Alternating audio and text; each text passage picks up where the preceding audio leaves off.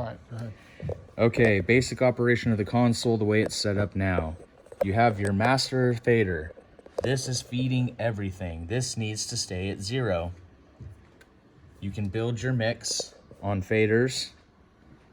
Things are broken up in a couple of different places. In order to access those places, we look at this section here.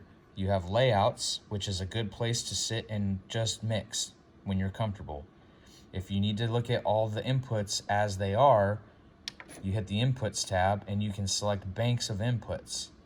This is going to spread those inputs out in a different way that you might not recognize from the layout menu.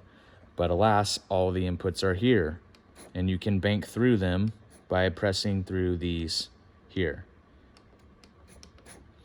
It's not advised to mix from this layer. You want to mix from layouts, but if you need to look at inputs, there they are, and that's how you get through them.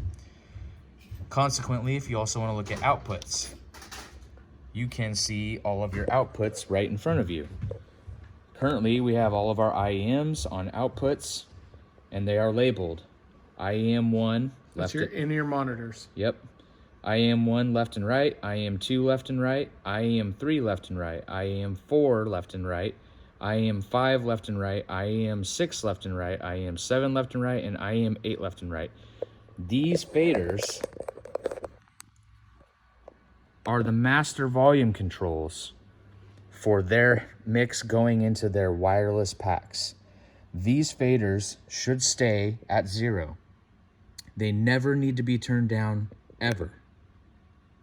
If somebody asks for their overall volume to be turned down and they don't think they know how to do it, instead of turning this fader down for them, they just need to take the volume knob on their IEM pack that they're wearing and turn the little knob that says volume on their pack down or up.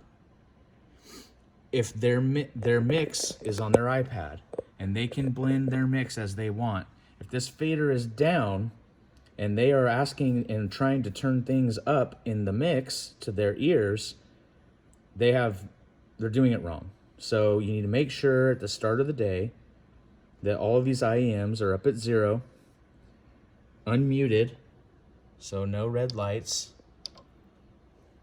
and there it is. As we move over, we have drum ears. Those are hardwired, so they're not going to a wireless pack. Currently, those are set at 0, and he has iPad control of all of his faders of his mix. This can also stay at 0. He has his own master volume control on his hardwired pack. AUX 10 is there, but we skip it. AUX 11 is our subs. So what that means is any given channel, input channel, we can send however much we want to the subs. This is basically like a sub master volume. We want to leave this at 0. If you want to change the blend of how much low end of things that are going to the subs, you just go back and look at your channels, layout mode, layout 1. Only things that have sub frequencies need to go to the sub. So kick in doesn't have subs because that's all the high end and click. So therefore, when you click on kick out, that is a sub kick, and that's what it's being intended for.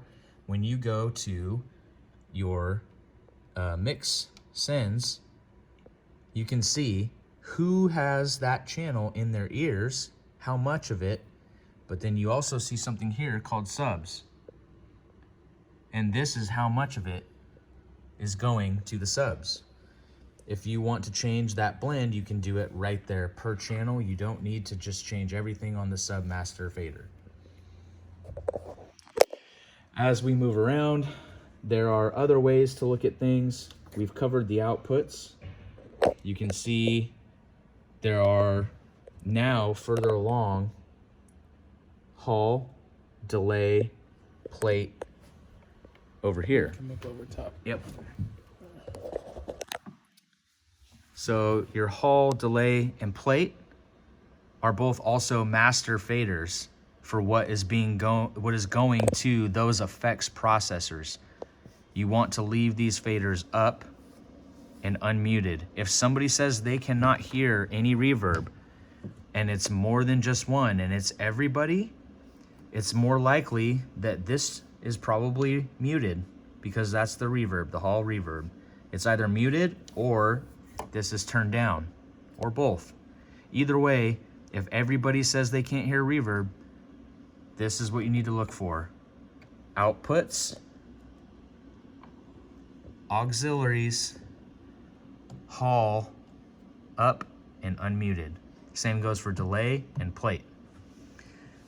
As we discussed in the subs, if you want to see what is being routed to these, you just go back to your inputs on layouts, layout 1, select a channel like a vocal, so let's bank over.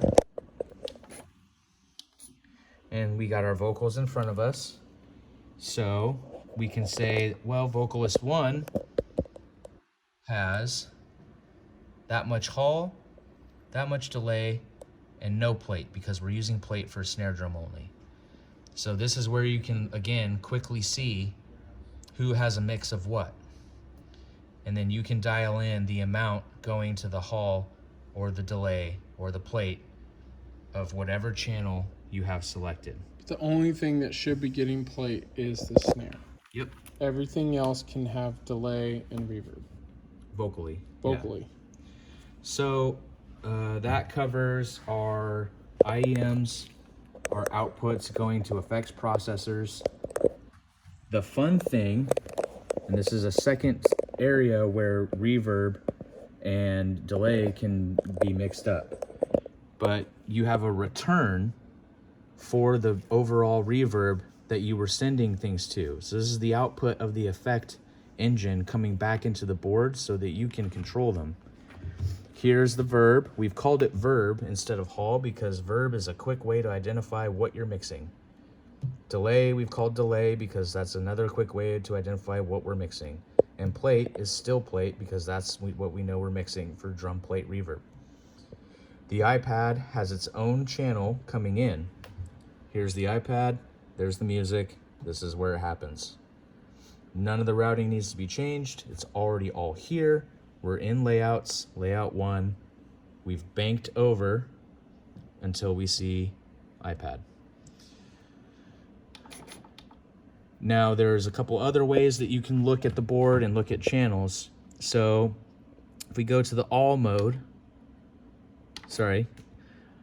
undo the layout. So whatever's selected up here, you can unselect it to where nothing's lit up. And now you have kind of a basic way to quickly get around the console. It splits the console right here.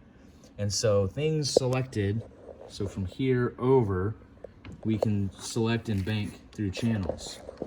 This is another way to mix if you want to. And then on the right side, you can quickly glance at IEMs. These are the same master faders we were looking at. IEMs, here they are. And then there's more drum ears, subs, master volumes again. And then there's another thing called groups. So the cool thing with groups is we've created an overall drum group. So this is all drums. We've created another group called Smash. This has effect processing on it that is fun to blend in with the drum group. It has special processing, it sounds a certain way. You can blend this to taste. We have the overall band, so everything that is the band on stage, you can control its volume level relative to the vocals. So the whole band is on this fader. You can bring the band up and down without having to change your whole mix.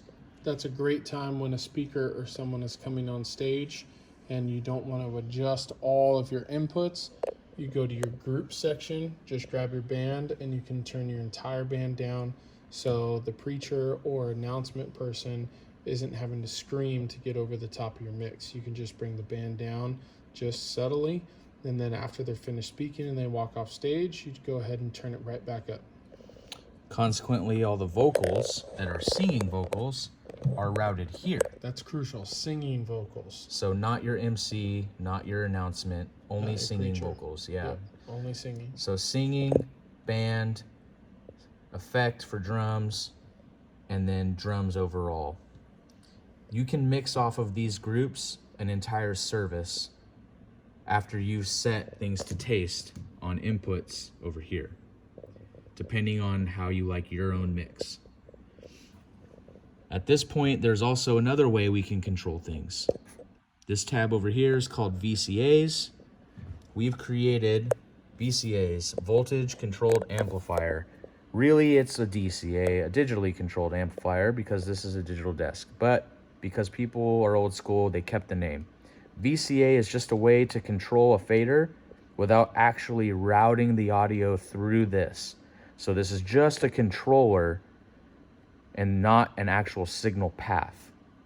So you have drums, bass, guitars, keys, tracks, vocals, strings, pastor, and then we didn't put any other VCAs, but they could be programmed later if you know how. If you're not sure, call Jonathan or Nick. They'll figure it out for you. But the first page of VCAs should get you through a whole service, and you can just mix on these faders. If you want to see these somewhere else on the desk, you just simply click on the VCAs button up here, and now your VCAs are right in front of you. So they start over here, and now they're in a more convenient location. In an ideal world, you're just going to push layouts, number 1, and then this is where you're going to mix. And this you push the arrow button so you can change. And then this goes channel by channel. Yep. If you want to move faster, just hit the 8 button. So it jumps it in groups of 8s. And it's a quicker way to get through. Yep. Boom. And then last but not least, while your delays and reverbs are going, you can always just kind of listen to the beat of the song and change the tempo for what those are as you're going.